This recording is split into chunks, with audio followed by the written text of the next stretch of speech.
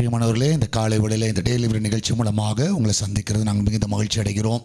ஒவ்வொரு நாளும் கர்த்தர் கிருபையாய் நம்மளை காத்து அற்புதமாய் வழி நடத்துகிற அவருடைய கிருபைக்காக, அவருடைய இரக்கங்களுக்காக நாம் தேவன் நன்றி செலுத்துவோம். இம்மட்டுமாய் அவர் கொடுத்த எல்லா கிருபைகளுக்காக, இரக்கங்களுக்காக நாம் தேவன் நன்றி உள்ளவர்களாக இருப்போம். கர்த்தர் பெரிய காரியங்களை செய்வாராக. இந்த நாளிலும் நம்ம எல்லாரும் கண்களை மூடி இந்த நாளை நாம் கர்த்தருடைய சமூகத்தில் ஒப்பு கொடுத்து நம்ம எல்லாரும் ஜெபிப்போம். கர்த்தர் இந்த நாளை ஆசீர்வாதமாக்கி தருவாராக. நம்ம எல்லாரும் ஜெபிப்போமா? நன்றி ஆண்டவரே, இந்த அருமையான வேலைக்காய் சோத்திருக்கிறோம். ஆண்டது நாளை ஆசீர்வதித்து ஆண்டவரே, இந்த நாளில் கால வேளையிலே கத்தாவே எங்கள் கிருபையாய் கத்தாவே எழும்ப வைத்தீர், அதற்காய் சோத்திருக்கிறோம்.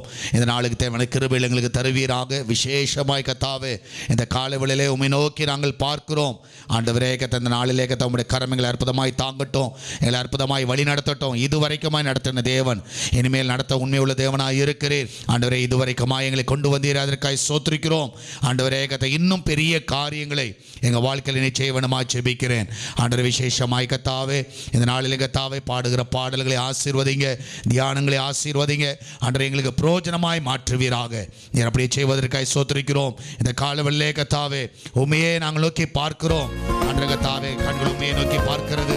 இந்த காலவெளியிலே கத்தாவே நன்றியோடு கத்தாவே உண்மை நாங்கள் துதிக்கிறோம். ஆமென், சோத்திருக்கிறோம். ஆமென். எல்லாரும் சேர்ந்து பாடுவோம். ஆமென். ஹல்லேலூயா. நன்றி ஆண்டவர், நன்றி அப்பா. எனக்குத்தாசை வரும் பர்வதம் நேராயின் கண்களை ஏறெடுப்பேன். எனக்குத்தாசை வரும் பர்வதம் நேராயின் கண்களை ஏறெடுப்பேன். வானமும் பூமியும் படைத்த வல்ல தேவனிடமிருந்தேன். வானமும் பூமியும் படைத்த வல்ல தேவனிடமிருந்தே எண்ணுக்கடங்கா நன்மைகள் வருவே என் கண்களே எடுப்பே. எண்ணுக்கடங்கா நன்மைகள் வருவே என் கண்களே எடுப்பே. எனக்கொத்தாசை வரும் பர்வதம் நேராயின் கண்களை ஏறெடுப்பே. எனக்கொத்தாசை வரும் பர்வதம் நேராயின் கண்களை ஏறெடுப்பே. மலைகள் பெயர்ந்தகன்றிடினும் நிலை மாறி புவி அகன்றிடினும். மலைகள் பெயர்ந்தகன்றிடினும் நிலை மாறி புவி அகன்றிடினும். மாறிடுமோ அவர் கிருபை என்னாலும் ஆறுதல் எனக்கவரே. மாறிடுமோ அவர் கிருபை என்னாலும் ஆறுதல் எனக்கவரே. எனக்குத்தாசை வரும் பர்வதம் நேராயின் கண்களை ஏறெடுப்பேன். எனக்குத்தாசை வரும் பர்வதம் நேராயின் கண்களை ஏறெடுப்பேன். என் காலை தள்ளாட விட்டார் என்னை காக்கும் தேவன் உறங்கா. என் காலை தள்ளாட விட்டார் என்னை காக்கும் தேவன் உறங்கா. இஸ்ரவேலே காக்கும் நல் தேவன் ராப்பகல் உறங்காரே. இஸ்ரவேலே காக்கும் நல் தேவன் ராப்பகல் உறங்காரே. எனக்கொத்தாசை வரும் பர்வதம் நேராயின் கண்களை ஏறெடுப்பேன். எனக்கொத்தாசை வரும் பர்வதம் நேராயின் கண்களை ஏறெடுப்பேன். வலப்பக்கத்தில் நீடல் அவரே, வழுவாமல் காப்பவர் அவரே. வலப்பக்கத்தில் நீடல் அவரே, வழுவாமல் காப்பவர் அவரே. சூரியன் பகலில் சந்திரன் இரவில் சேதப்படுத்தாதே. சூரியன் பகலில் சந்திரன் இரவில் சேதப்படுத்தாதே. எனக்கொத்தாசை வரும் பர்வதம் நேராயின் கண்களை ஏறெடுப்பே. எனக்குத்தாசை வரும் பர்வதம் நேராயின் கண்களை ஏறெடுப்பேன். எத்தீங்கும் என்னை அணுகாமல் ஆத்துமாவை காக்கும் தேவன்.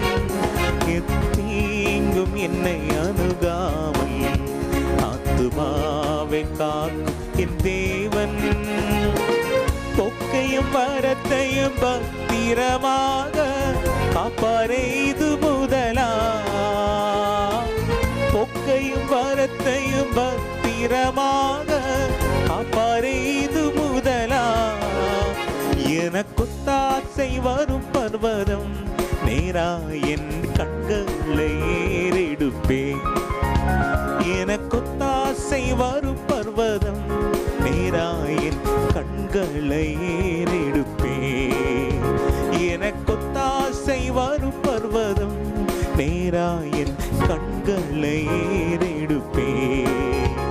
எனக்குத்தாசை வரும் பர்வதம் நேரா என் கண்களை ஏறெடுப்பேன். நன்றி ஆண்டவரே, இந்த காலவேளைக்காய் நன்றி செலுத்துகிறோம். இந்த காலவேளை நன்றியோடு நலமை துதிக்கிறோம், சோத்துரிக்கிறோம். ஆண்டவரே கர்த்தாவே மட்டுமாய் பாராட்டின எல்லா கிருபைகளுக்காக, இரக்கங்களுக்காக ஆண்டவரே உமக்கு நன்றியோடு நலமை துதிக்கிறோம், சோத்துரிக்கிறோம். இந்த காலவேளையில் கர்த்தாவுடைய கரம் அற்புதமாய் எங்களை தாங்குவதாக, அற்புதமாய் நடத்துவீராக. உண்மையே நாங்கள் நோக்கி பார்க்கிறோம் அப்பா.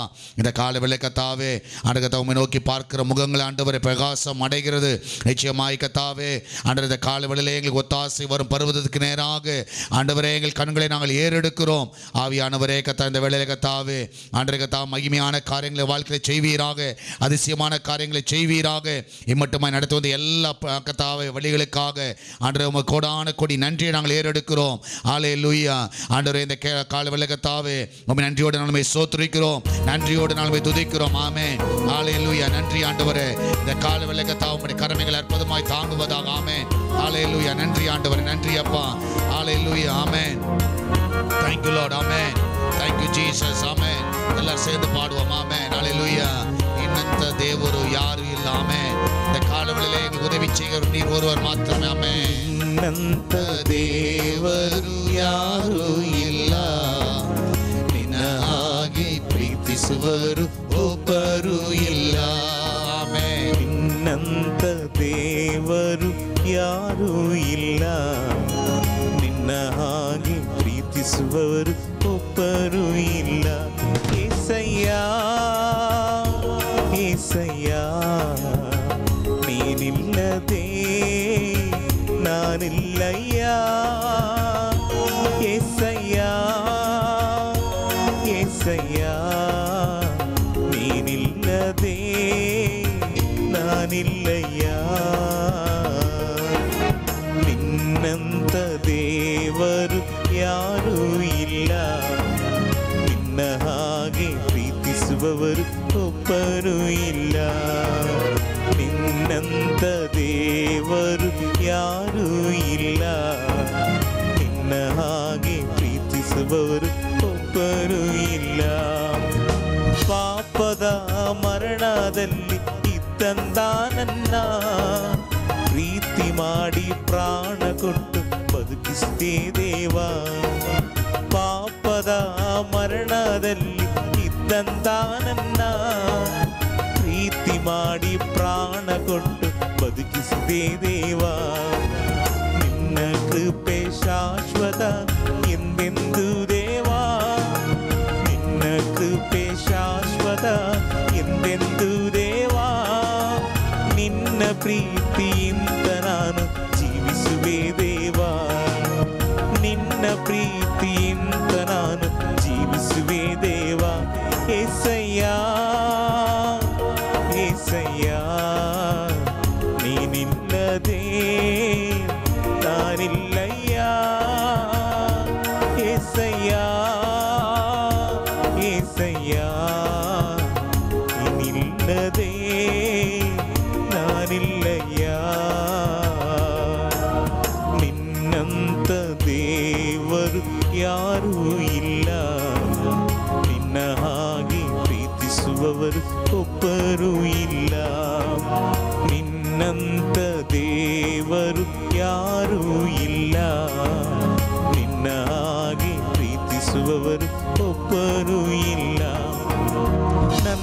ಜೀವಿತವೆಲ್ಲವನ್ನು ತಿಳಿದಿರುವೆ ನೀನು.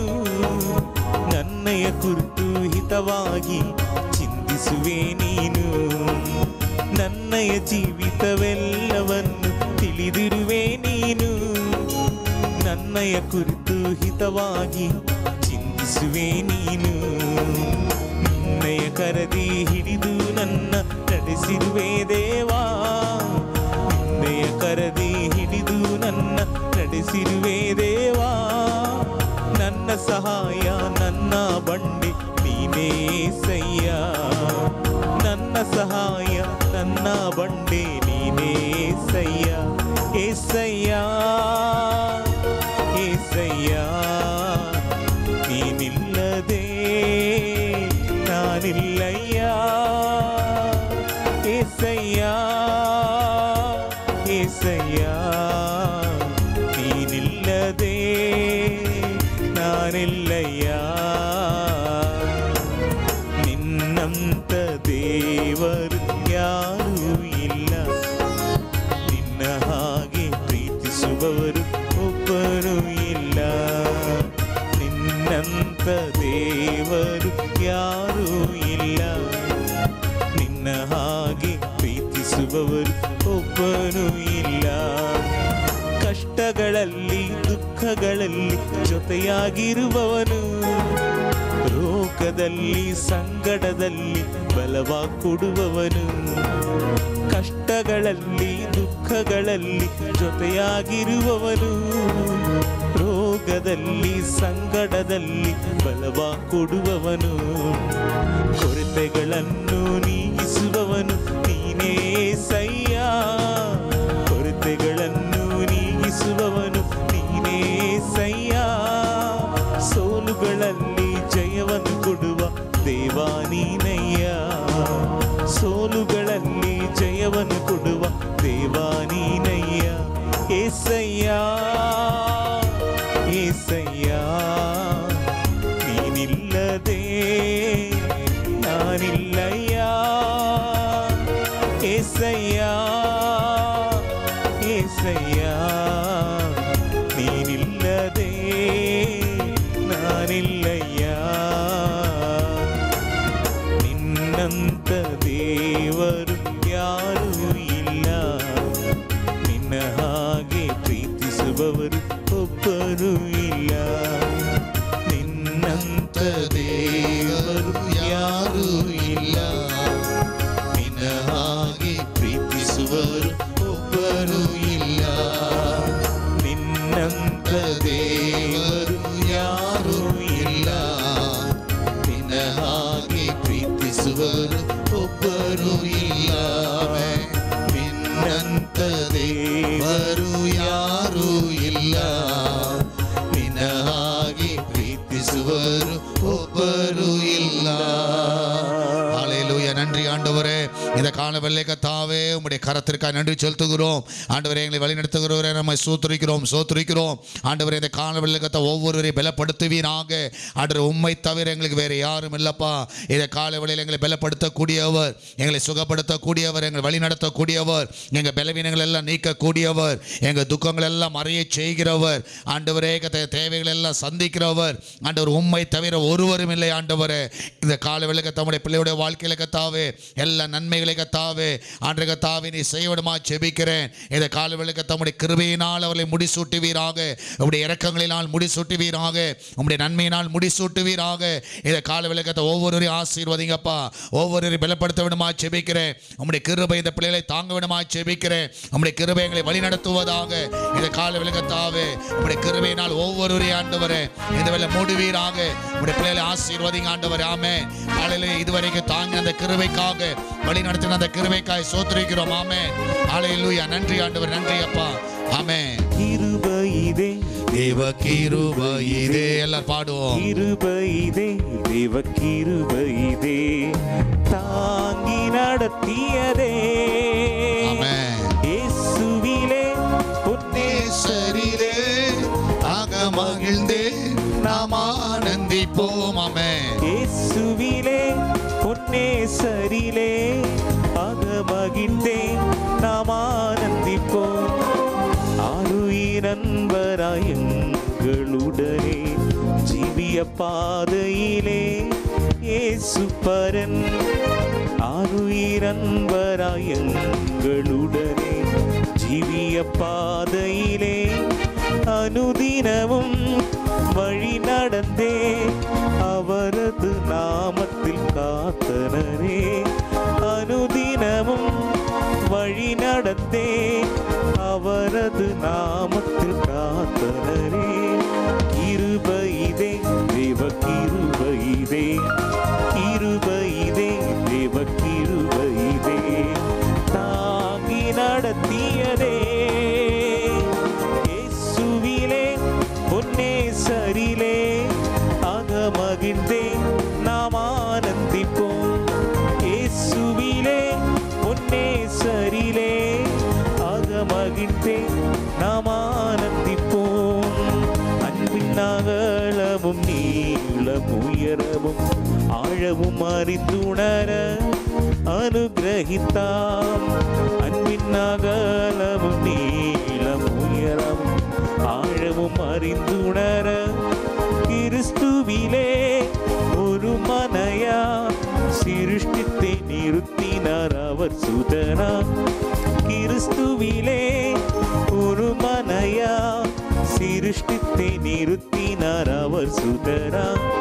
கிருபையிதே தேவ கிருபையிதே, கிருபையிதே தேவ கிருபையிதே, தாங்கி நடத்தியதே இயேசுவிலே பொன்னேசரிலே அகமகிழ்ந்தே நாம் ஆனந்திப்போம். இயேசுவிலே பொன்னேசரிலே அகமகிழ்ந்தே நாம் ஆனந்திப்போம். நல்ல போராட்டம் போராடி ஜெயித்தேன், நித்திய ஜீவனை நான் பற்றிடவே. நல்ல போராட்டம் போராடி ஜெயித்தேன், நித்திய ஜீவனை நாம் விசுவாசத்தில் நிலைத்திடுவோம். அசையாது அழைப்பினை காத்துக் கொள்வோம்.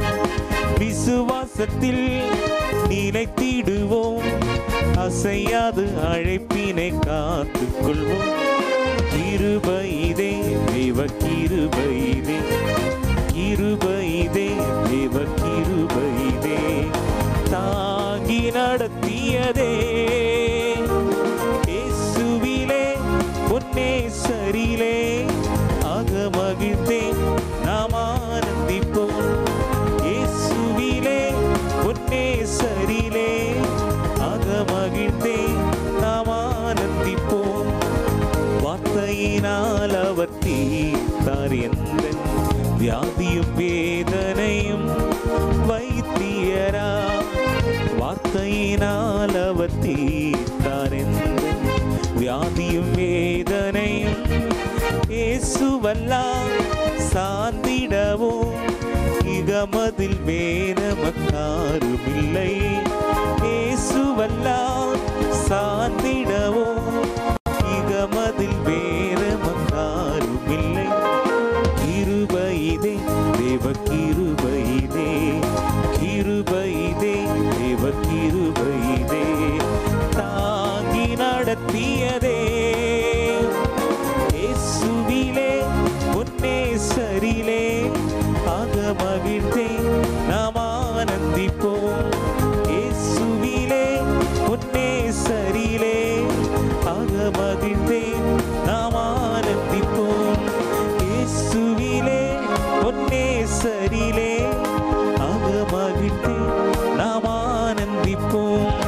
இயேசுவிலே பொன்னேசரிலே அகமகிழ்ந்தே நாம் ஆனந்திப்போம். அல்லேலூயா. ஆண்டவரே, நன்றியோடு நம்மை துதிக்கிறோம், சோத்திரிக்கிறோம். இந்த கால வேளையில தாமுடைய கிருபை எங்களை தாங்குவதற்காக, எங்களை வழி நடத்துவதற்காக உமக்கோட ஆணக்கூடி நன்றியை நாங்கள் ஏறெடுக்கிறோம். அப்பா, இந்த கால வேளையில ஒவ்வொரு பிள்ளைகளையும் ஆசீர்வதிங்க. உங்களுடைய கிருபையினால் எங்களை தாங்குநீர், வழி நடத்தினீர்.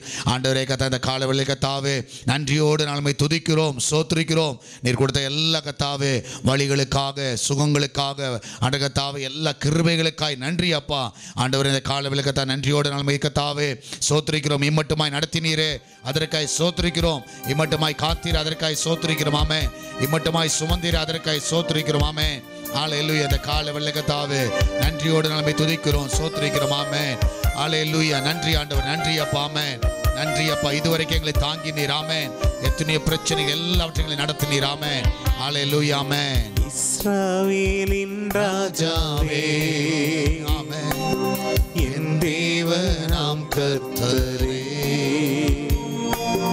நான் உம்மை வாழ்த்துகிறேன். நன்மைகள் நினைக்கிறே. இஸ்ரவேலின் ராஜாவே, என் தேவனாம் கர்த்தரே, நான் உம்மை வாழ்த்துகிறே. நன்மைகள் நினைக்கிறே. இயேசுவே, இயேசுவே, இயேசுவே, இயேசுவே. நன்றி நன்றி ராஜா, அளவில்லா அன்பிற்காக. நன்றி நன்றி ராஜா, அளவில்லா அன்பிற்காக. திருக்கரம் என்னை தாங்கி கடும் பிரச்சனைகளிலோ முன்னேறி செல்வதற்கு பலத்தை நீ தந்ததற்கா. எல்லாம் சொல்லுவோம். திருக்கரம் என்னை தாங்கி ஆமென். கடும் பிரச்சனைகளிலும் முன்னேறி செல்வதற்கு பலத்தை நீ தந்ததற்கா. இயேசுவே, இயேசுவே, இயேசுவே, இயேசுவே. நன்றி நன்றி ராஜா, அளவில்லா அன்புக்காக. நன்றி நன்றி ராஜா, அளவில்லா அன்புக்காக. எதிர்க்கிறவன் முன்பிலும் தள்ளினவர் மத்தியில் பந்தியாயத்தப்படுத்தி அன்பாக கணம் பண்ணி. எதிர்க்கிறவர் முன்பிலும் தள்ளினவர் மத்தியிலும் பந்தியாயத்தப்படுத்தி அன்பாக கனம் பண்ணி. இயேசுவே, இயேசுவே, இயேசுவே, இயேசுவே. நன்றி நன்றி ராஜா, அளவில்லா அன்பிற்காக. நன்றி நன்றி ராஜா,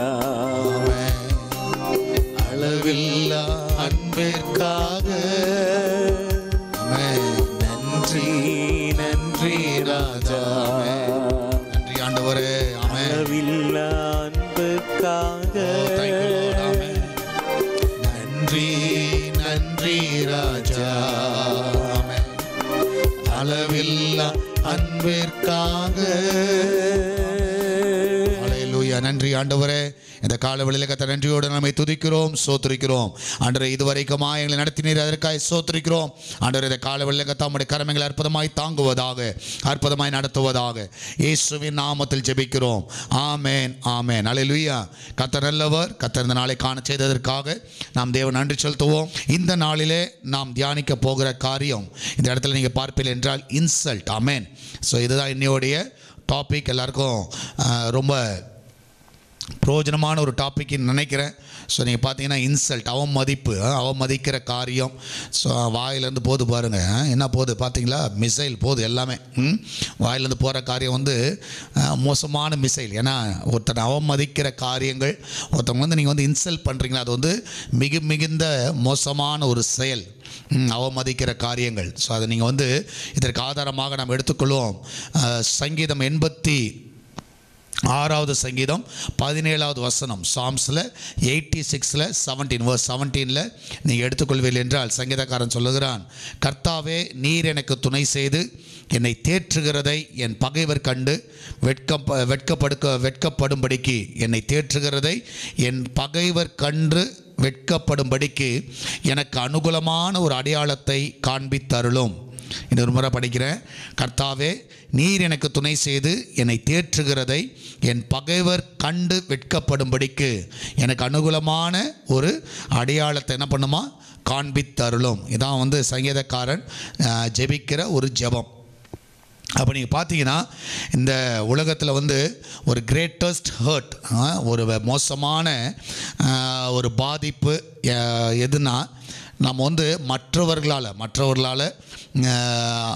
அவமதிக்கப்படுகிற வேளையில், இல்லைன்னா அசட்டை பண்ணப்படுகிற வேளையில் அது வந்து ஒரு பெரிய ஒரு பாதிப்பை கொடுக்கும். அந்த பாதிப்பில் வந்து நீங்கள் பார்த்தீங்கன்னா ஒரு உள்ளான காயம், அந்த காயம் வந்து உண்மையாக அவ்வளோ சீக்கிரத்தில் வந்து மறையுமான்றது ரொம்ப கஷ்டம்தான். அதுலேயும் வந்து நீங்கள் பார்த்தீங்கன்னா வெளி ஆட்கள் உங்களை அவமதிக்கிறத கூட நீங்கள் வந்து ரொம்ப பெருசாக எடுத்துக்க மாட்டீங்க. ஆனால் சொந்த குடும்பங்கள் உங்களை வந்து ஹர்ட் பண்ணுகிற வேளையில், உங்களை அவமதிக்கிற வேளையில், சரியா, அது வந்து கண்டிப்பாக ஒரு பெரிய ஒரு பாதிப்பை கொண்டு வரும். நீங்கள் பார்த்தீங்கன்னா ஒரு பயாலஜிக்கல் ஃபேமிலினா உங்கள் குடும்பம் ரத்த சம்பந்தமான உறவுகள் உங்களை அவமதிக்கிற வேளையில் அது ஒரு பெரிய ஒரு காயத்தை கொண்டு வரும். ஒரு ஸ்பிரிச்சுவல் ஃபேமிலி, சபையில் உங்களை வந்து அவமதிச்சாங்கன்னா, நீங்கள் போகிற சபைகளில் ஒருவேளை அதுவும் ஒரு ஃபேமிலி தான், ஒரு குடும்பமாக இருக்கிற ஆவிக்குரிய ஒரு குடும்பம் அது. ஸோ பயாலஜிக்கல் ஃபேமிலி வந்து இரத்த சம்பந்தமான ஒரு உறவு. ஆனால் ஸ்பிரிச்சுவல் ஃபேமிலின்றது ஒரு ஆவிக்குரிய இயேசுவின் ரத்தத்தால் நம்ம ஒரு குடும்பமாய் வந்துட்டோம், சரியா? அப்போ குடும்பமாய் வருகிற வழியில் ஒரு ஆவிக்குரிய ஒரு ஃபேமிலியில் நம்மளை வந்து ஒரு இன்சல்ட் பண்ணுகிற வேளையில், அவமதிக்கிற வேளையில் அது வந்து நிச்சயமாகவே ஒரு பெரிய பாதிப்பை கொண்டு வரும். சிலர்லாம் அப்படி செய்கிறாங்க. ஆனால் உண்மையாக நான் விசுவாசிக்கிறேன், அவங்க வந்து மரியாதை கொடுக்க மாட்டாங்க, கண்டுக்க மாட்டாங்க, சரியா? அதெல்லாம் வந்து நீங்கள் பார்த்தீங்கன்னா இதெல்லாம் வந்து சர்ச்சஸில் நடக்கும்.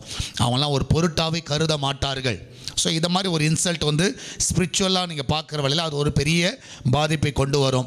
இல்லாவிட்டால் உங்களுடைய ஃப்ரெண்ட்ஸ் மத்தியில், நீங்கள் வேலை செய்கிற இடத்துல நீங்கள் பார்த்தீங்கன்னா உங்களுடைய கொலீக்ஸு, உங்களுடைய நெய்பர்ஸ், பக்கத்து வீட்டு ஜனங்கள், இப்படிப்பட்ட ஒரு இடங்களிலிருந்து நீங்கள் வந்து அவமதிக்கப்படுகிற வேளையில் உங்களை வந்து அவங்க வந்து அவமதிச்சாங்கன்னா, இன்சல்ட் பண்ணாங்கன்னா, அது வந்து ரொம்ப ஒரு பெரிய ஒரு பாதிப்பை உங்களுக்கு கொண்டு வரும்.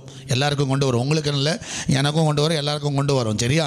ஸோ அது வந்து என்றைக்குமே வந்து அழிய முடியாத ஒரு ஸ்காராக இருக்கும், அழிய முடியாத ஒரு காயமாக இருக்கும்.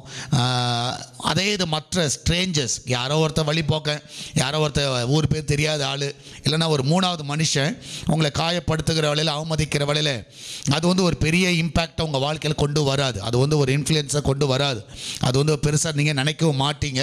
ஸோ நான் விசுவாசிக்கிறேன் இது வந்து ஒரு முக்கியமாக டீல் பண்ண வேண்டிய ஒரு காரியம். அப்போது நம்ம க்ளோஸ்டாக இருக்கிறவங்க இன்சல்ட் பண்ணும்போது அது நம்மளால் தாங்க முடியாது. மற்றவர்கள் அதை செய்கிற வழியில் நிச்சயமாகவே அதை வந்து நம்ம பெருசாக எடுத்துக்கிறது கிடையாது. அப்போ நீங்கள் பார்த்தீங்கன்னா இது வந்து நல்ல ஒரு சுபாவமும் இல்லை. இது வந்து நல்ல ஒரு சுபாவமும் இல்லை. ஏன்னா ஒருத்தர் வேதனைப்படுத்துகிற காரியங்கள் நிச்சயமாகவே ஆண்டவர் வந்து நிச்சயமாக அதை செய்கிற தேவன் அல்ல. அதனால் நீங்கள் பார்ப்பீர்கள் என்றால் அதில் வந்து நீங்கள் இந்த நிறைய காரியங்களை வந்து நீங்கள் கற்றுக்கொள்ள வேண்டும். நிறைய காரியங்களை நீங்கள் கற்றுக்கொள்ள வேண்டும். அப்படிப்பட்ட காரியங்களை நீ செய்யாமல் இருக்கிறது ரொம்ப நல்லது.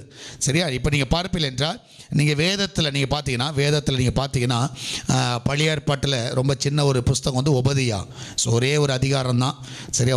ஒன்லி ஒன் சாப்டர் தான். அந்த சாப்டரில் நீங்கள் பார்த்தீங்கன்னா மொத்தமே வந்து 21 வேர்ஸ் தான். ஸோ ஒரு சின்ன அதிகாரம். ஆனால் அது வந்து ரொம்ப ஆழமான சத்தியத்தை அந்த இடத்துல கர்த்தர் அந்த உபேதியா தீர்க்கதரிசி மூலமாக தேவன் வந்து ரிவீல் பண்ணியிருக்கிறார். அதில் வந்து நீங்கள் பார்த்தீங்கன்னா அது வந்து முதலாவதாக நீங்கள் பார்த்தீங்கன்னா அது வந்து sibling or brothers enmity. So 2 சகோதரர்களுக்குள்ளார இருக்கிற ஒரு பகை. அந்த ஒரே ஒரு அதிகாரத்தில் இதை நீங்கள் பார்க்கலாம். அந்த உபதியாவை குறித்து கர்த்தர் வந்து சொல்லுகிற ஒரு வார்த்தையை நீங்கள் பார்க்கலாம்.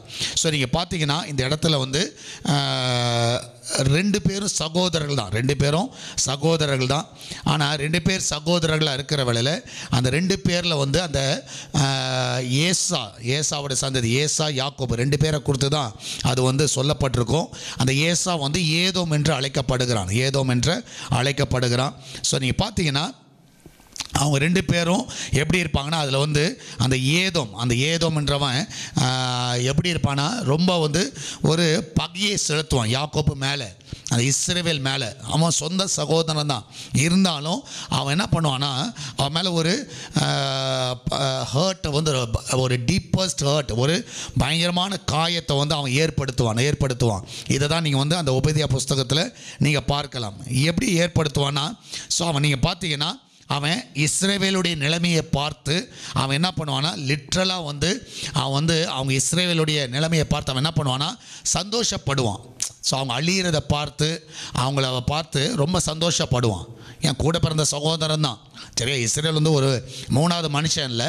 ஆனால் கூட பிறந்தவன் சகோதரன் வந்து அழிகிறத பார்த்து அவன் வேதனைப்படுகிற பார்த்து அவன் வந்து பாபிலோனால் அழிக்கப்படுகிறத பார்த்து யார் சந்தோஷப்படுவானா ஏதோம், அந்த ஏசான்னு சொல்கிறாங்களோ அவன் வந்து சந்தோஷப்படுறான். ஸோ அந்த குடும்பம் அந்த சந்ததி வந்து சந்தோஷப்படுகிறது. ஸோ அவன் வந்து என்ன பண்ணுறான்னா ஏதோ mocked Israel to his face, முகத்துக்கு நேராக என்ன பண்ணுறான்னா ஒரு காரி துப்புற மாதிரி. சரியா? ஒரு அவமதிக்கிற மாதிரி. ஸோ என்னதான் இருந்தாலும் இவங்க 2 பேர் யாருன்னா ஒரு ட்வின்ஸ். நீங்கள் ஏசாவும் யாக்கோப்பும் நீங்கள் பார்த்தீங்கன்னா ஒரு ட்வின் நேஷன்ஸ். 2 பேரும் நீங்கள் ஏதோமோ இஸ்ரேலும் நீங்கள் பார்த்தீங்கன்னா ஒரு ட்வின் நேஷன்ஸ். அவங்க வந்து கூட பிறந்த சகோதரர் மாதிரி ஒரு ட்வின் நேஷன்ஸாக இருந்தாங்க. ஸோ நீங்கள் பார்த்தீங்கன்னா அதான் ஜெனிசிஸில் நீங்கள் பார்ப்பீர்கள் என்றால் அவங்க வந்து யாருக்கு பிறக்கிறாங்கன்னா ஐசக்குக்கு பிறக்கிறாங்க.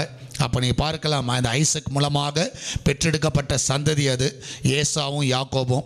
ஆனால் கர்த்தர் வந்து என்ன பண்ணுறாரு அந்த ஆபிரகாம் மூலமாய் வாக்கு பண்ணினது போல் இந்த ஜேக்கப்பை யாக்கோப்பை வந்து அவர் என்ன பண்ணுறாருன்னா அவனை ஆசீர்வதித்து அவனை வந்து என்ன பண்ணுறாருன்னா அவனை வந்து ஒரு பெரிய ஜாதியாக்குறது மாத்திரமல்ல, அவனுக்கு வந்து ஜேக்கப் என்ற நேமை வந்து ஆண்டவர் வந்து இஸ்ரேல் என்று மாற்றுகிறார். ஸோ அப்போ இஸ்ரேல் என்பதற்கு என்னென்னா ரூலர் ஆர் சாம்பியன் அர்த்தம். ஸோ அப்போ யாக்கோபு தான் யாராக மாறுறது ஒரு இஸ்ரவேலாக மாறுகிறார்.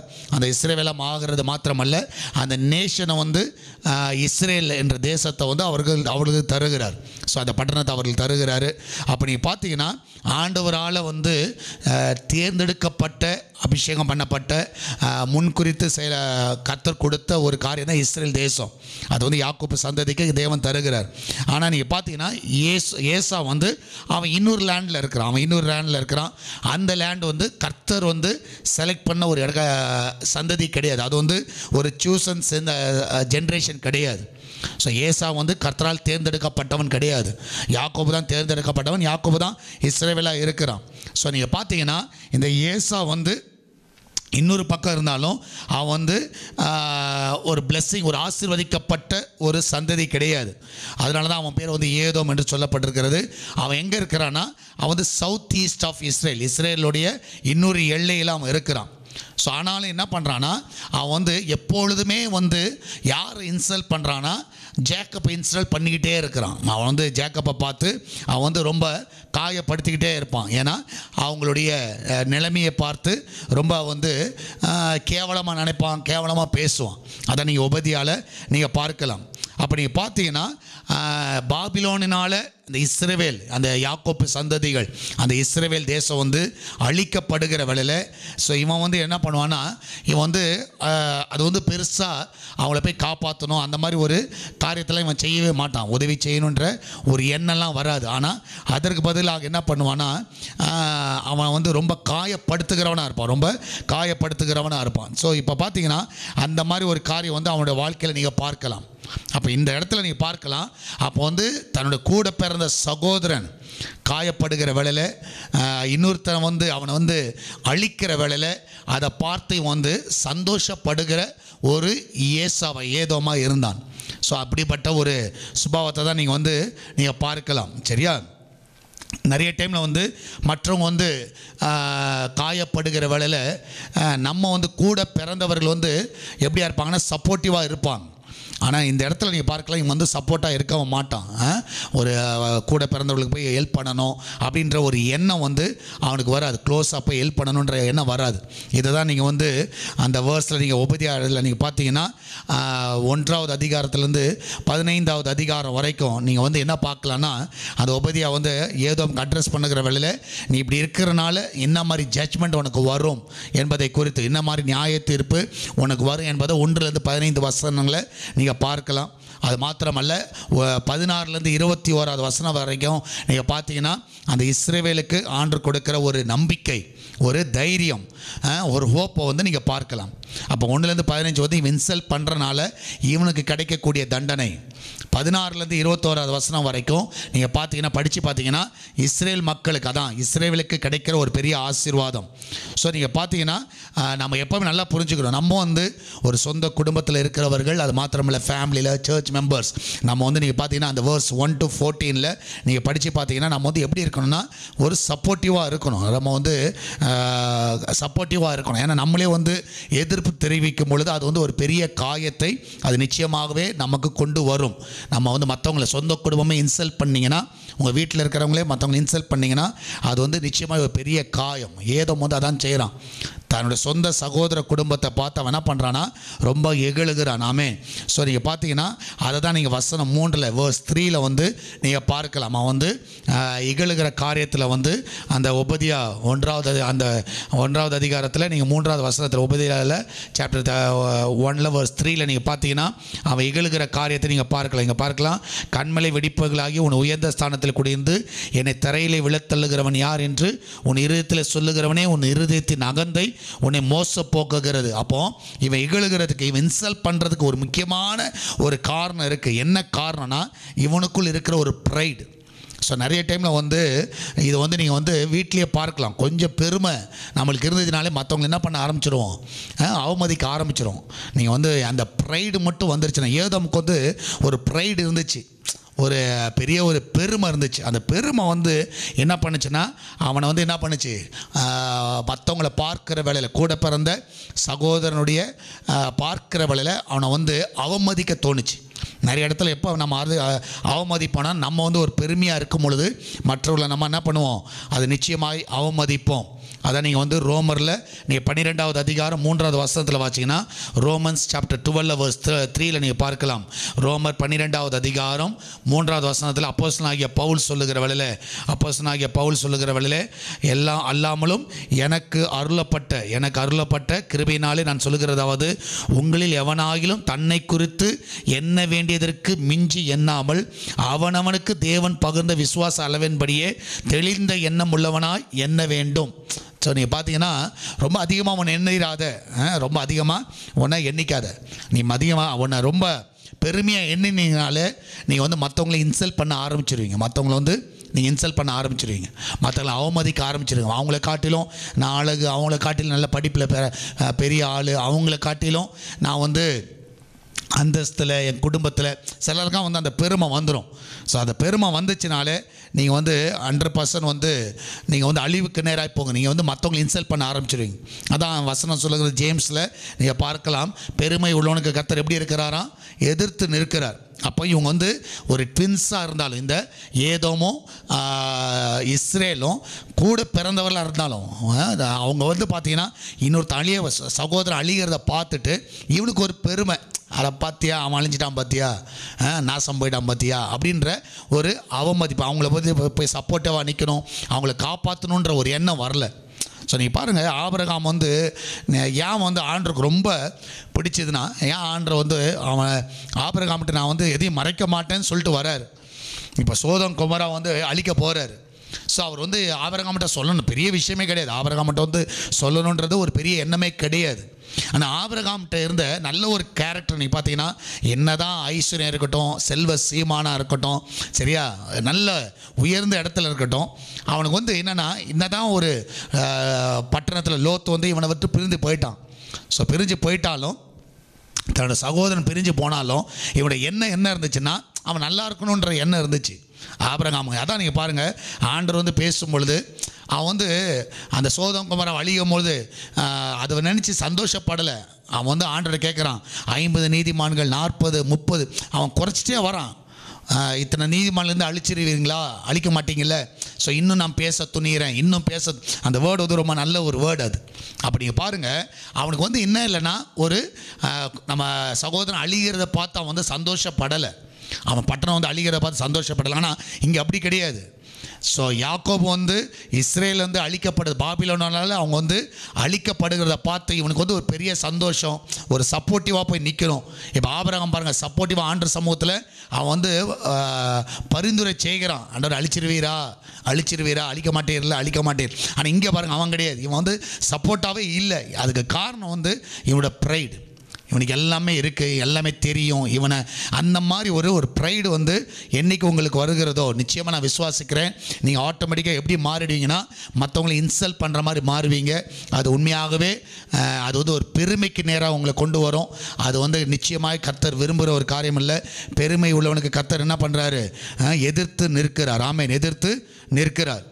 ஸோ நீங்கள் பார்க்கலாம், நீங்கள் அதனால தான் நீங்கள் பார்த்தீங்கன்னா, வேதத்தில் நீங்கள் பார்த்தீங்கன்னா, ஆண்டவராகிய இயேசு கிறிஸ்துவுக்கும் நீங்கள் பார்த்தீங்கன்னா, அவருக்கு விரோதமாக என்ன பண்ணாங்கன்னா, அநேகர் எழுப்பினார்கள், அப்போஸ் பண்ணாங்க. அவரை விரோதமாக வந்து அவரை காயப்படுத்தினார்கள், சரியா. ஸோ யாரும் அவரை ஏற்றுக்கொள்ளவில்லை. ஆண்டவர் வந்து யாரும் ஏற்றுக்கொள்ளலை, அவரை வந்து அவமதித்தார்கள். இவர் இரட்சகர் என்பதை யாருமே ஏற்றுக்கொள்ளலை. ஸோ நீங்கள் பார்த்தீங்கன்னா, பவுலுடைய வாழ்க்கையில் நீங்கள் பார்த்தீங்கன்னா, அவன் வந்து கூட அந்த ஃபெலோ கிறிஸ்டியன் கூட இருக்கிற அந்த சீஷர்களே ஏற்றுக்கொள்ளலை. ஏன்னா இவர் யாராக இருக்கிறாருன்னா, புறஜாதியருக்கு போய் சுவிசேஷத்தை சொல்கிறான்னு சொல்லி அவரை வந்து இன்சல்ட் தான் பண்ணாங்க. ஆரம்ப காலகட்டத்தில் நீங்கள் பார்க்கலாம், அவரை வந்து இன்சல்ட் பண்ணாங்க.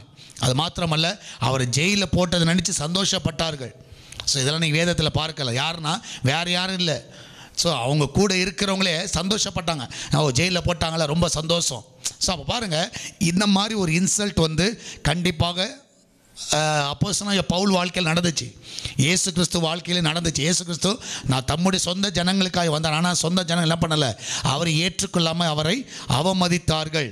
ஸோ நான் விசுவாசிக்கிறேன், சில டைம் வந்து நம்ம இப்படிப்பட்ட ஒரு பாதையில் போகிற வேளையில் நிச்சயமாகவே அது ஒரு பெரிய பாதிப்பை கொண்டு வரும், ஒரு மனசில் ஒரு பெரிய காயத்தை கொண்டு வரும். ஆனால் நான் விசுவாசிக்கிறேன், அந்த காயங்கள் எதுவாக இருந்தாலும் அதை தூக்கி போடுங்க, சரியா.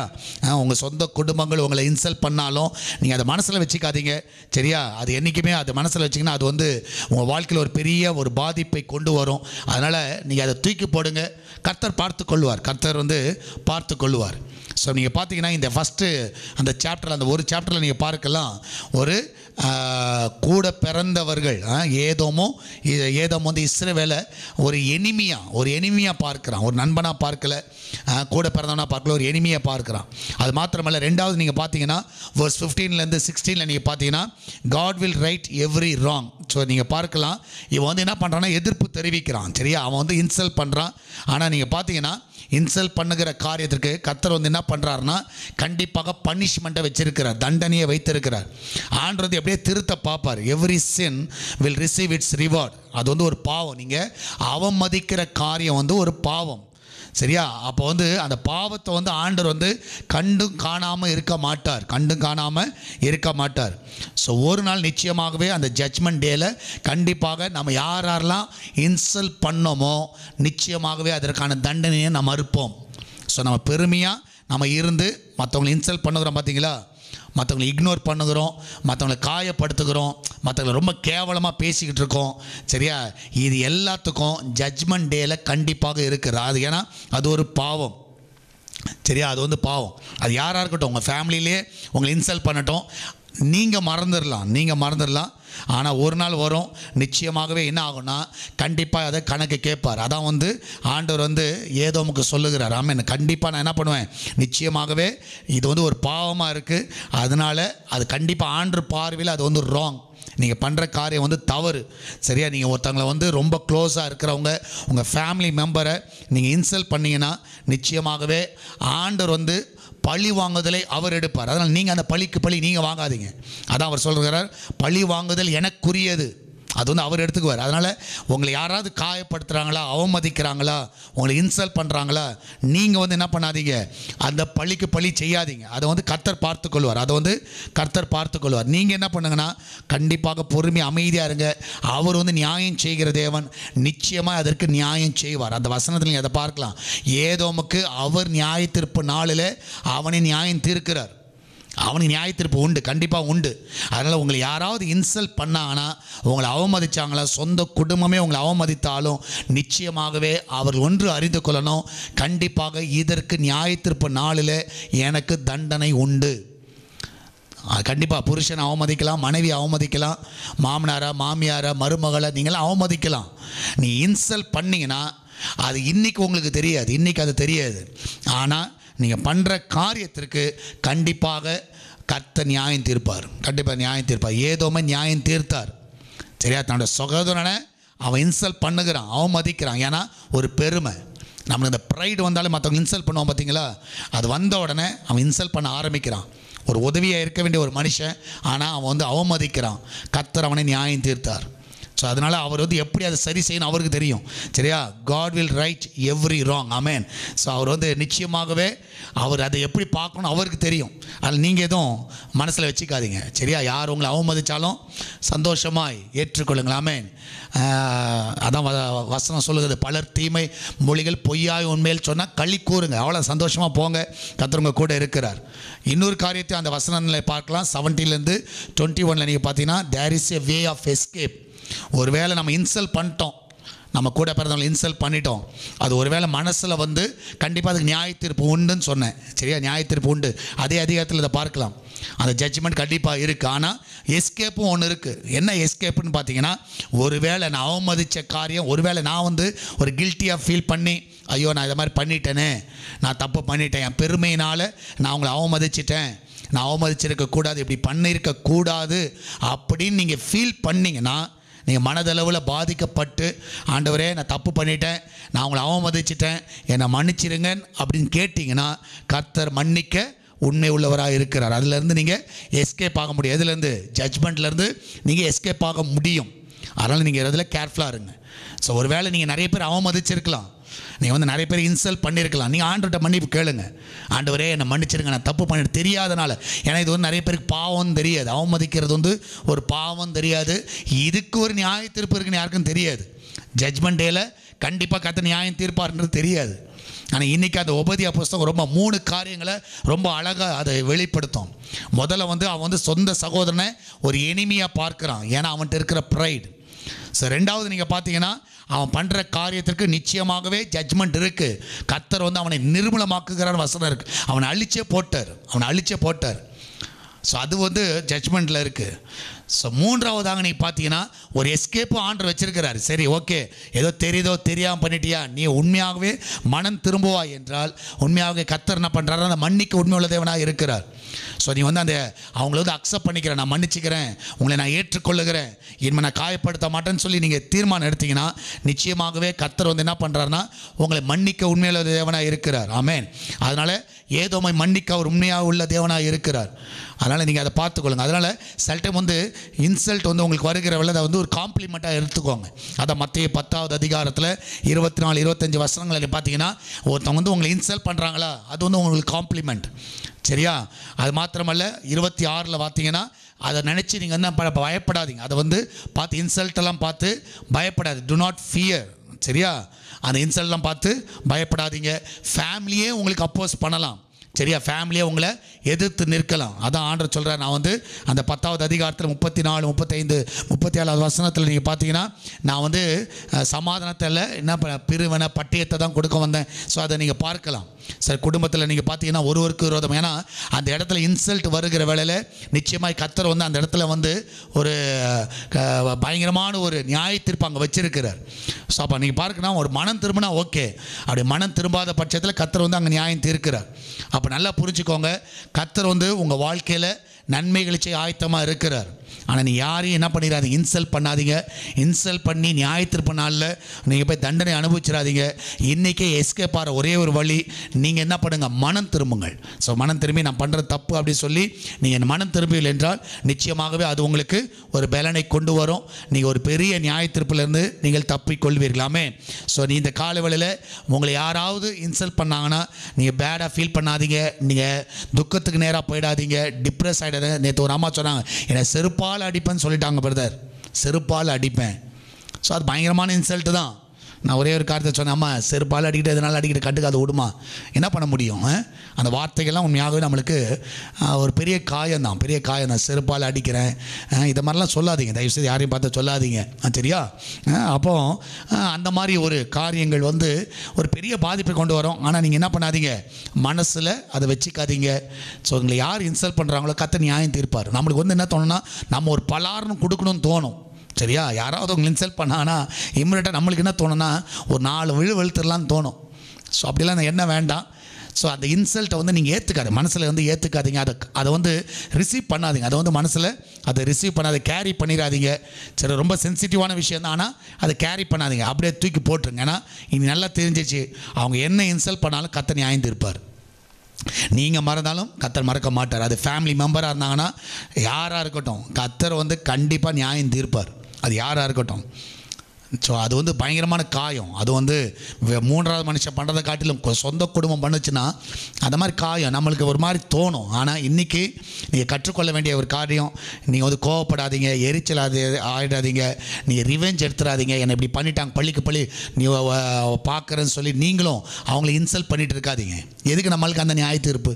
கொஞ்சம் யோசிச்சு பாருங்கள். அவன் இன்சல்ட் பண்ணுறான்னு நீங்கள் எதுக்கு இன்சல்ட் பண்ண? அவன் காரி துப்புறான்னு நீ ஒன்று துப்புனியா, நான் 10 வாட்டி துப்புறேன் பாரு அப்படி சொல்லி அப்படி பண்ணிகிட்டு இருக்காதீங்க. அமைதியாக விடுங்க. அந்த நியாயத்திற்பு நாளில் அவனுக்கு கண்டிப்பாக தண்டனை உண்டு. நீங்கள் அதை மனசில் ஏற்றுக்காதீங்க. நீங்கள் கூலாக இருங்க. சரியா? சில்லாக இருங்க. நீங்கள் எதை பற்றி யோசிக்காது, அமைதியாக இருங்க. செருப்பால் அடிக்கிறேன்னு சொல்லிட்டு, ஷூவால் அடிக்கிறேன்னு சொல்லிட்டு, எதனாலும் தொடப்பக்கட்டாயினாலும் அடி, எதுனாலும் பண்ணு. சரியா? நீங்கள் என்ன பண்ணுங்கள், ரொம்ப கேஷுவலாக இருங்க. கர்த்தர் உங்கள் கூட இருக்கிறார். ஆமென். ஏன்னா என்றைக்குமே அந்த இன்சல்ட்டை வந்து நீங்கள் எடுத்துக்காதீங்க. நீங்கள் பார்த்தீங்கன்னா ஒரு நல்ல ஒரு செயின்ட், சரியா? நீங்கள் பார்த்தீங்கன்னா நல்ல ஒரு மனுஷன்.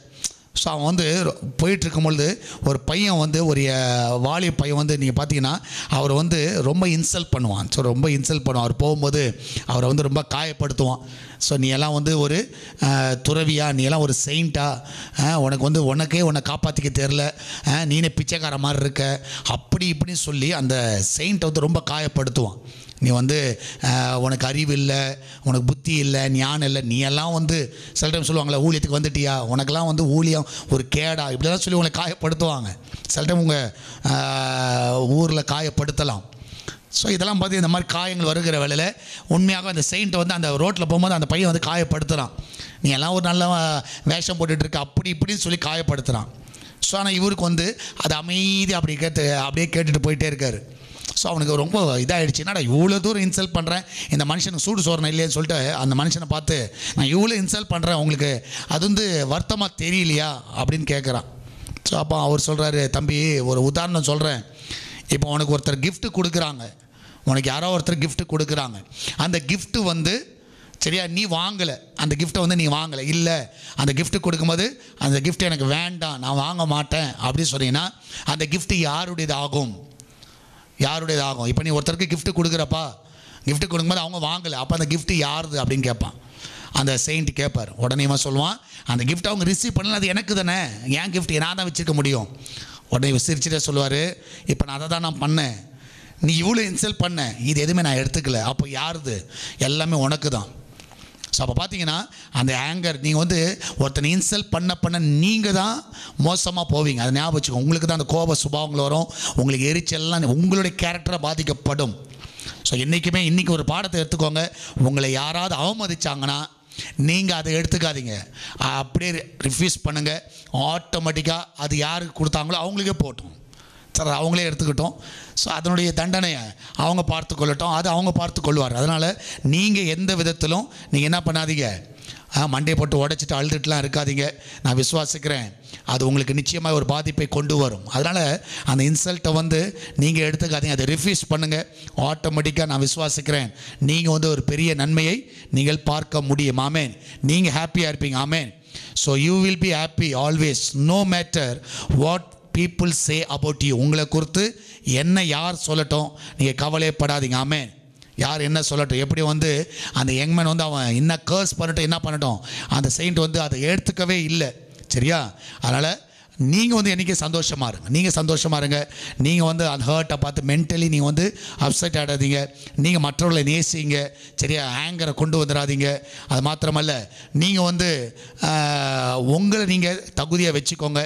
நீங்கள் வந்து கரெக்டான வழியில் நீங்கள் போங்க. யாரையும் கர்ஸ் பண்ணிடாதீங்க. சரியா? பழி வாங்குதல் அவருக்குரியது, அவர் அதை செய்வார். நீங்கள் தைரியமாக சந்தோஷமாக நல்ல நிம்மதியாக தூங்குங்க. சரியா? இன்றைக்கி யாரெல்லாம் இன்சல்ட் வாங்கியிருக்கீங்க தெரியல, செருப்பால் அடிக்கிறேன், சுவால் அடிக்கிறேன், சரியா, ஊழியஞ்சேரி, அந்த மாதிரிலாம் எல்லாம் நிறைய காரியங்கள் கேட்டிருக்கலாம். ஆனால் இன்றைக்கி நீங்கள் சந்தோஷமாக இருங்க. ஏனென்றால் உங்களை இன்சல்ட் பண்ணவங்க உங்கள் கூட பிறந்தவர்கள், உங்கள் கூட இருக்கிறவர்கள், உங்கள் கூட வாழ்கிறவர்கள். அது ரொம்ப பெரிய காயம். ஆனால் கர்த்தர் அதை நியாயம் தீர்ப்பார். அது ஜட்ஜ்மெண்ட் அவர் இருக்குது. அவங்களே மனம் திரும்பினா அவங்க எஸ்கேப் ஆக முடியும் அந்த தண்டனையிலேருந்து. அப்படி இல்லைன்னா எஸ்கேப் ஆகவே முடியாது. நீங்கள் பழி வாங்கினாலும் கர்த்தர் பழி வாங்குவார். அதனால் நீங்கள் தைரியமாக இருங்க, எதை குறித்தும் கவலைப்படாதீங்க. நீங்கள் சந்தோஷமாக இருங்க, மனசில் வேதனை வச்சுக்காதீங்க. அந்த பரிசை நீங்கள் எடுத்துக்காதீங்க. சரியா? அந்த இன்சல்ட்டை வந்து நீங்கள் ரிசீவ் பண்ணாதானே காது கேளாத மாதிரி இருங்க. சரியா? சவுல் வந்து ராஜாவாகும்போது இவனா நம்மளை ஆள போகிறவன், இவனா அப்படின்னு சொல்லி கேட்டாங்க. அப்போ சவுல் வந்து எப்படி இருந்தான்னா காது கேட்கல. நிறைய டைமில் செவிடாக இருக்கிறது நல்லது. சரியா? செவிடாக இருக்கிறது நல்லது. அந்த 3 குரங்கு ரொம்ப நல்ல குரங்கு. ஒன்று கண்ணை மூடிடுது, ஒன்று காதை மூடிடுது, ஒன்று வாயை மூடிடுது. எனக்கு தெரிஞ்ச அந்த மாதிரி குரங்காக இருக்கிறது நல்லது. ஏன்னா எதுவுமே எடுத்துக்காது, மனசில் எடுத்துக்காதீங்க. அமைதியாக இருங்க. கர்த்தர் உங்கள் கூட இருப்பாராக, உங்களை வழி நடத்துவாராக. நம்ம எல்லோரும் ஜெபிக்கலாமா? நன்றி ஆண்டவரே, இந்த கால வேளையிலே அநேக இன்சல்ட்ஸ் கண்டாவே உங்களுடைய பிள்ளைகளுக்கு விரோதமாக வரலாம். எப்படி அந்த ஏதோம் வந்து சொந்த சகோதரனுக்கு ஆண்டவரே கர்த்தாவே, சொந்த தேசம் இஸ்ரேல் வந்து அவன் சகோதரனுடைய தேசம், அதை பார்த்து ஆண்டவர் அழிகிறத பார்த்து ஒரு இன்சல்ட் பண்ணான். ஒரு ப்ரைட் அவனுக்குள்ளே இருந்துச்சு. ஆனாலும் கர்த்தர் நீர் அந்த நியாயம் தீர்த்தீர். அதை முற்றிலுமாக அந்த ஏதோமை அழித்தே போட்டீர். அவன் மனம் திரும்பாத பட்சத்தில் நீர் அவனை அழித்து போடுகிறேன். நியாய தீர்ப்பு நாளில் இதற்கு நீர் கணக்கு கேட்கிறீர். உண்மையாகவே எங்கள் சொந்த குடும்பத்தில் நாங்கள் மற்றவங்களை இன்சல்ட் பண்ணலாம், எங்கள் ஆஃபீஸில் எங்கள் கூட பிறந்தவர்கள் ஆனால் அநேகரை நாங்கள் வந்து இன்சல்ட் பண்ணிகிட்ருக்கோம். ஆனால் இதற்கு ஒரு நியாய தீர்ப்பு நாளிலே நியாயம் விசாரிக்கப்படும். ஆண்டவரே, நாங்கள் மனம் திரும்பாத பட்சத்தில் அந்த தண்டனை எங்கள் மேலே இருக்கும் என்பதை இந்த நாளில் அறிந்திருக்கிறோம். எங்கள் சர்ச்சில் அநேகரை நாங்கள் இன்சல்ட் பண்ணுறோம், அவமதிக்கிறோம், பார்க்காம போயிட்டுருக்கோம், பேசாமல் போயிட்டுருக்கோம், ஒரு மாதிரி காரி துப்புற மாதிரிலாம் பண்ணிகிட்ருக்கோம், ஒரு கண்டுக்காமல் போகிறோம். ஆனால் நிச்சயமாக அதற்கு ஒரு தண்டனை உண்டு என்பதை நாங்கள் அறிந்து கொள்ளுகிறோம். ஒரு ப்ரைட் எங்களுக்குள்ளே இருக்குது. ஸோ உண்மையாகவே இந்த நாட்களிலே அப்படிப்பட்ட ஒரு சுபாவம் எங்களுக்குள்ள இராதபடி எங்களை காத்துக்கொள்ளுங்கப்பா. இந்த நாளில் ஒர்க் ஃப்ரம் பண்ணுகிற எல்லா பிள்ளைகளும் ஆசீர்வதிங்க, வேலைக்கு செல்கிற எல்லா பிள்ளைகளும் ஆசீர்வதிங்க, நல்ல சுகத்தை கொடுங்க. தேவ பலனை கொடுங்க. விசேஷமாய் கர்த்தாவே இந்த நாளிலே உம்முடைய கரம் ஒவ்வொருவரையும் தாங்கட்டும் ஆண்டவரே. அந்த கையில் இருக்கிற எல்லா பலவீனங்கள், காலில் இருக்கிற பலவீனங்கள், ஆண்டவரே சரித்திருக்க எல்லா எல்லா வயிற்று வலிகள் எல்லாம் மறையட்டும். உடைய பிள்ளைகளுக்கு இந்த கால வழியில் இருக்கிற எல்லா வியாதிகள் இயேசுவின் நாமத்தில் விலகட்டும். எல்லா கண் வலிகள் விலகட்டும். எல்லா பிளட் இஷ்யூஸ்லாம் மறையட்டும் ஆண்டவரே. இந்த பாடி பெயின்லாம் மறையட்டும். உடைய பிள்ளைகள் வேலை செய்ய முடியாதபடி தடையாக இருக்கிற எல்லா காரியங்கள் இயேசுவின் நாமத்தில் விலகி போகட்டும் அப்பா. அவங்க ட்ராவல்லாம் காத்து கொள்ளுங்கப்பா. பிரயாணங்களை ஆசீர்வதிங்க ஆண்டவரே. கிச்சனை ஆசீர்வதி, அதில் இருக்கிற பொருட்கள் ஆசீர்வதிக்கப்படுவதாக. எல்லாரும் கண்ணின் மணி போல காத்துக்கொள்ளுங்கப்பா. இதனால சால்வேஷன் டிவிக்காய் ஜெபிக்கிறோம். ஜெபிக்கிற பிள்ளைகளை எழுப்புங்கப்பா. இந்த நாளில் கத்த உங்களுடைய பிள்ளைகள் ஒவ்வொருவரையும் அற்புதமாய் காத்துக்கொள்ளுங்க ஆண்டவரே. கத்த இந்த நாளில் சேட்டலைட்டுடைய கண்களை தயவு கிடைக்கட்டும். இந்த நாளிலே கத்த நீர் அவர்களோடு பேசும். எல்லாருடையும் கத்த மனதில் ஏவுங்க. அவர்கள் இந்த ஊழியத்தை தாங்க உதவி செய்யுங்க. ஆசீர்வதிங்கப்பா. காத்துக்கொள்ளுங்க. மகிமையான காரியங்களை செய்யும். என்னால் பர்த்டே வெட்டிங் அனுசரித்து கொண்டாடுற எல்லா பிள்ளைகளும் ஆசீர்வதிங்க. இயேசுவின் நாமத்தில் ஜெபிக்கிறோம். ஆமேன் ஆமேன். பிரியமானவர்களே, கர்த்தர் உங்க கூட இருக்கிறார். தைரியமாக இருங்க. எதை குறித்து கவலைப்படாதீங்க. கர்த்தர் பெரிய காரியங்களை செய்வார். உங்களை யாராவது இன்சல்ட் பண்ணாங்கன்னா நீங்கள் நல்லா ஒன்று புரிஞ்சுக்கோங்க. நீங்கள் அதை ஏற்றுக்காதீங்க. ஏற்றுக்கலைன்னா அது அவங்களுக்கு தான் அது போகும். அதனால் நீங்கள் கவலைப்படாதீங்க. நீங்கள் சந்தோஷமாக இருங்க. எந்த ஒரு மனசில் கவலைப்படாட்டு உங்களை நீங்களே அழிச்சிக்காதீங்க. கர்த்தர் உங்களுக்கு கூட இருக்கிறார். யார் என்ன சொல்லட்டும், காதை மூடிட்டு நீங்கள் படிக்க போங்க. காது கேளாத மாதிரி இருங்க. கர்த்தர் உங்களை ஆசீர்வதிப்பாராக. எல்லா இன்செட்லேருந்து உங்களை வெளியே கொண்டு வருவாராக. அந்த காயங்கள் எல்லாம் மறைய செய்வாராக. கர்த்தர் உங்களை ஆசீர்வதிப்பாராக. கர்த்தர் உங்களோடு கூட அந்த வழி நடத்துவார். God bless you.